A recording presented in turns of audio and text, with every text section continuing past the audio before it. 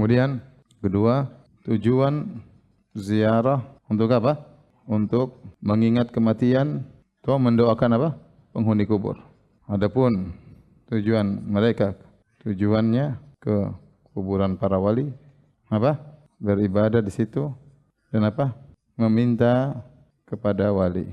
Ini mengganggu para wali, paham? Mengganggu para kita penghuni kubur sudah nggak bisa apa-apa, kita doain mereka, ini malah mintain doa sama penghuni kubur ya. Maka sangat berbeda ya. Oleh karenanya seorang berusaha ziarah kuburan sesuai dengan sunnah Nabi sallallahu alaihi wasallam, bukan mengikuti cara-cara sebagian orang yang melakukan bid'ah-bid'ah di kuburan. Sekarang mari kita lihat apa yang telah dilakukan oleh para ulama yang keilmuannya jika dibandingkan dengan ustadz cerdas tersebut antara langit dan bumi. Dalam kitab Jauhar al-Munadham karya Ibn Hajar al-Haytami, salah satu ulama ahlus sunnah yang bermazhab Syafi'i, terbitan Maktabah Madbuli, cetakan pertama tahun 2000 Masehi, halaman 80. Ibn Hajar al-Haytami berkata, layak bagi para peziarah Rasulullah sallallahu alaihi wa alihi mendatangkan apa yang telah kami paparkan di bab kedua dari kehidupan beliau sallallahu alaihi wa alihi dalam kuburnya yang mulia. Dan beliau sallallahu alaihi wa alihi mengetahui para peziarahnya atas perbedaan derajat dan keadaan mereka, juga mengetahui hati mereka. Kami tegaskan, mengetahui hati mereka dan amal-amal mereka, serta membantu semua dari mereka dengan apa-apa yang pantas dia dapatkan. Beliau adalah khalifah Allah yang paling agung, yang Allah menjadikan khazanah kemuliaannya dan perkara besar nikmat-nikmatnya tunduk pada tangan beliau sallallahu alaihi wa alihi dan keinginannya. Beliau memberikan dan menahan dari khazanah tersebut siapa yang dia kehendaki. Dan sesungguhnya tidak mungkin seorang pun sampai kepada Allah tanpa melalui beliau sallallahu alaihi wa alihi. Dan sesungguhnya yang tergoda oleh hawa nafsunya yang terkutuk sehingga menyebabkan menolak kemuliaan beliau sallallahu alaihi wa alihi karena dari keburukan dan kesalahan serta kerugiannya. Beranikah ustadz cerdas itu mengatakan bahwa Ibn Hajar al-Haytami telah melakukan kemusyrikan dengan keyakinan tersebut? Dalam kitab As-Siqat karya Ibn Hibban, salah satu ulama ahlus sunnah, jilid 8 yang diterbitkan oleh Majelis Dairatul Ma'arif, cetakan pertama tahun 1973, halaman 456 sampai 457. Ibn Hibban berkata, Ali bin Musa Ar-Ridha sampai kalimat beliau termasuk tokoh atau pemuka dari Ahlul Bait Nabi sallallahu alaihi wa alihi dan alim ulama mereka dan salah satu pemuka yang mulia di kalangan Bani Hashim. Kemudian Ibn Hibban berkata, aku telah menziarahi makam Imam Ali Ar-Ridha beberapa kali. Tidak ada kesulitan apapun yang aku rasakan. Saat itu aku, yaitu Ibn Hibban, berada di kota Tus. Kemudian aku menziarahi makam atau kubur Imam Ali Ar-Ridha alaihissalam. Dan aku berdoa kepada Allah subhanahu wa ta'ala di hadapan makam atau kubur Imam Ali Ar-Ridha alaihissalam agar Allah menghilangkan kesulitan itu dariku, melainkan Allah mengabulkanku, maka hilanglah kesulitan itu dariku. Hal ini telah aku lakukan berkali-kali dan selalu aku temukan demikian. Semoga Allah mewafatkan kita dalam keadaan mencintai Al-Mustafa, yaitu Rasulullah sallallahu alaihi wa alihi dan ahlul baitnya, yaitu keluarga Nabi sallallahu alaihi wa alihi. Jika kita melihat riwayat tadi bahwa Ibn Hibban datang ke kubur Imam Ali Ar-Ridha bukan untuk mendoakan beliau, akan tetapi Ibn Hibban memiliki suatu hajat atau kebutuhan. Beranikah ustadz cerdas itu mengatakan bahwa Ibn Hibban telah melakukan kemusyrikan dengan keyakinannya tersebut? Dalam kitab Fatwa Ar-Ramli, salah satu ulama ahlus sunnah, terbitan Darul Kutub Al-Ilmiyah, cetakan kedua tahun 2012 Masehi, halaman 740.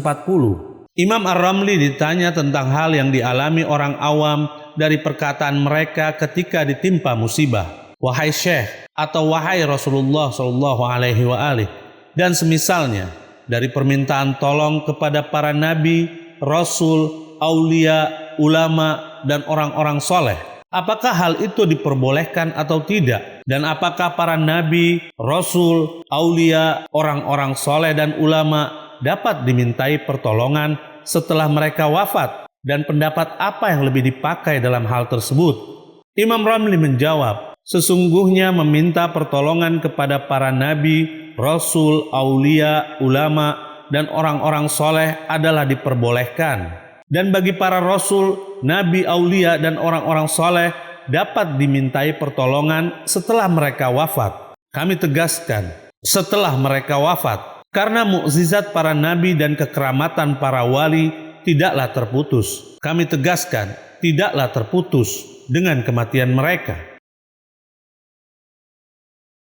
Beranikah Ustadz cerdas itu mengatakan bahwa Ar-Ramli telah melakukan kemusyrikan dengan keyakinan tersebut? Dalam kitab Syiaru A'lamin Nubala, karya Az-Zahabi, salah satu ulama ahlu sunnah, jilid 13 yang diterbitkan oleh Muassasah Ar-Risalah, cetakan pertama tahun 1983 Masehi, halaman 356 sampai 357, juga halaman 359. Az-Zahabi berkata di dalam mengomentari biografi Ibrahim Al-Harbi, dia adalah guru besar, seorang imam, penghafal hadis, alim ulama, dan syekhul Islam. Berkata Abu Bakar Al-Khatib, sesungguhnya Ibrahim Al-Harbi adalah seorang imam dalam keilmuan, tokoh dalam kezuhudan, mengetahui hukum fikih, mendalam di dalam hukum, dan hafal hadis. Berkata Al-Hakim An-Naisaburi, aku mendengar Muhammad bin Saleh Al-Qadi berkata,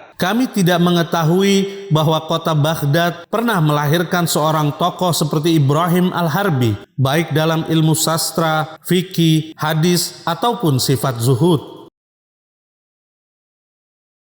Setelah kita mengetahui kedudukan yang ada pada Ibrahim Al-Harbi, sekarang apa yang beliau nyatakan tentang kubur Ma'ruf Al-Khurqi? Dalam kitab Syiaru A'lamin Nubala, karya Az-Zahabi, jilid 9, halaman 343, Ibrahim Al-Harbi berkata, kubur Ma'ruf yaitu Al-Khurqi merupakan obat yang mujarab. Kami tegaskan, merupakan obat yang mujarab. Beranikah Ustadz cerdas itu mengatakan bahwa Ibrahim Al-Harbi telah melakukan kemusyrikan dengan keyakinan tersebut? Dalam kitab Syiar A'lam An-Nubala, karya Az-Zahabi, jilid 5, halaman 353, Az-Zahabi berkata di dalam mengomentari biografi Ibn Munkadir, Muhammad bin Al-Munkadir, sampai kalimat seorang imam, penghafal hadis, dan panutan. Dia adalah Syekhul Islam. Sekarang mari kita lihat apa yang telah dilakukan oleh Muhammad bin Munkadir yang telah dipuji oleh Az-Zahabi pada halaman 358 sampai 359. Berkata Mus'ab bin Abdullah, telah mengabarkan kepadaku Ismail bin Ya'qub At-Taimi yang berkata, suatu saat Ibn Al-Munkadir duduk bersama sahabat-sahabatnya. Ketika itu penyakit ebolinya kambuh, yaitu penyakit penyumbatan pada aliran darah. Lalu dia berdiri dan meletakkan pipinya ke kubur Nabi SAW. Setelah itu dia kembali pulang. Hal yang dilakukannya itu dicela oleh orang-orang. Kemudian dia berkata, aku telah ditimpa sesuatu yang berbahaya. Jika sedang kambuh, aku mencari pertolongan dari kubur Nabi SAW. Sesungguhnya Ibn Munkadir sering mendatangi suatu tempat di dalam Masjid Nabawi, lalu mengguling-gulingkan tubuhnya di sana. Ditanyakan kepadanya sebab perbuatannya itu. Dia menjawab, sungguh aku telah melihat Rasulullah SAW berada di tempat ini. Beranikah Ustadz cerdas itu mengatakan bahwa Syekhul Islam Ibn Munkadir telah melakukan kemusyrikan dengan keyakinannya tersebut? Ini menandakan bahwa Ustadz cerdas hanya mengetahui pernyataan dari para ulama yang dia kagumi saja. Padahal seluruh dunia Ahlus Sunnah meyakini akan kedudukan para ulama yang telah kami sebutkan tadi.